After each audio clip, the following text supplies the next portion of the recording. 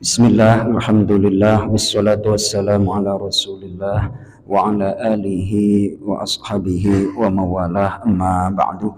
Jamaah salat maghrib masih nurul ikhlas rahmakumullah. Alhamdulillah wa syukrulillah, kita masih diberikan nikmat iman, Islam, sehat walafiat, panjang umur, sehingga kita bisa menjumpai hari raya Idul Fitri, dan ini masih di bulan Syawal. Tentunya kita berdoa, ja'alanallahu wa iyyakum minal a'idinal faizin kulla amin wa antum bi khair.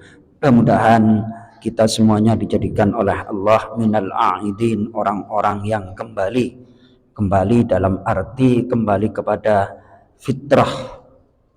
Karena ada hadis, siapa yang puasa di bulan Ramadan, qiyam di bulan Ramadan, maka pada hari raya Idul Fitri kayaumi waladathu ummuh, bagaikan dia dilahirkan dari ibunya.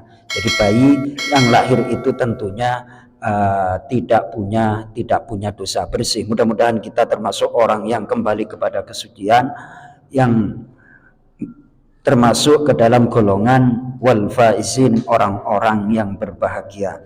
Tentunya pertama saya menyampaikan permohonan maaf dari awal sampai akhir, banyak kekurangan kesalahan ketika saya menyampaikan materi kultum, dan ini insyaallah akan kita mulai lagi kultumnya, dan akan saya mengutip hadis riwayat Imam At-Tirmidzi. Rasulullah Shallallahu Alaihi Wasallam bersabda, la yashba'u mu'minun min khairin yasma'uhu hatta yakuna muntahahul jannah. Tidak akan merasa kenyang seorang mukmin, tidak akan merasa puas orang mukmin itu dari kebaikan yang didengar, sehingga tujuan atau mentoknya itu adalah surga. Saya ulangi hadisnya, la yashba'u mu'minun min khairin yasma'uhu hatta yakuna muntahahul jannah. Tidak akan merasa puas seorang mukmin yang sejati dari mendengar kebaikan sehingga tujuannya adalah surga. Jadi ternyata sifat-sifat orang mukmin itu adalah senang mendengar kebaikan, enggak bosan. Imam Asy-Syafi'i diriwayatkan ketika membaca Al-Quran khatam, mulai dari juz 1 itu serasa mulai pertama kali, seolah-olah yang dilakukan bacaannya yang berpuluh-puluh kali khatam atau beratus-ratus kali khatam itu seolah-olah tak pernah dirasakan, seolah-olah kayak pertama kali membaca surah Al-Baqarah. Nah, demikian juga seorang mukmin apabila ada kebaikan-kebaikan yang disampaikan, itu tidak akan merasa puas, senantiasa dahaga, ingin lagi. Apa informasi kebaikan yang saya dapatkan? Itulah karakter atau sifat orang mukmin, senantiasa haus terhadap kebaikan.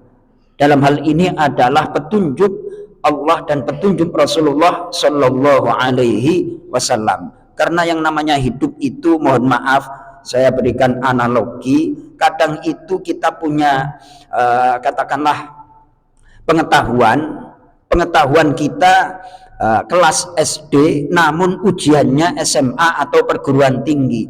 Demikianlah hidup kita, modalnya ilmunya cuman SD, ternyata problem dalam hidup itu tingkatannya adalah tingkat SMA atau perguruan tinggi. Akhirnya bingung, Mas Toto. Itu karena apa? Banyak objek, banyak hal yang saya jumpai, masalahnya sederhana, gara-gara tidak punya ilmu, masalah sederhana itu menjadi susah, menjadi sulit, tidak bisa diselesaikan karena tidak punya ilmu. Maka dari itu Rasulullah menyampaikan, tidak akan puas seorang mukmin dari mendengar kebaikan sehingga puncaknya adalah surga. Dari hadis ini bisa kita ambil kesimpulan bahwa ketika kita mendengar kebaikan-kebaikan hadis-hadis Rasulullah, Al-Quran, tujuannya adalah mengantar kepada kebaikan, tujuannya adalah mengantar kepada surganya Allah Subhanahu wa Ta'ala. Mudah-mudahan kultum yang telah dirintis oleh para pengurus Masjid Nurul Ikhlas mulai beberapa tahun yang lalu, mudah-mudahan tetap istiqomah sampai seterusnya. Kenapa? Karena kita beribadah ketika ada ilmu yang bisa kita dapatkan, walaupun satu hadis 5 menit, satu ayat, apabila itu kita terima dengan hati yang tulus ikhlas, insya Allah akan membawa maslahah manfaat fid dini wad dunya wal akhirah. Mudah-mudahan kita semangat lagi untuk ngaji. Terima kasih. Assalamualaikum warahmatullahi wabarakatuh.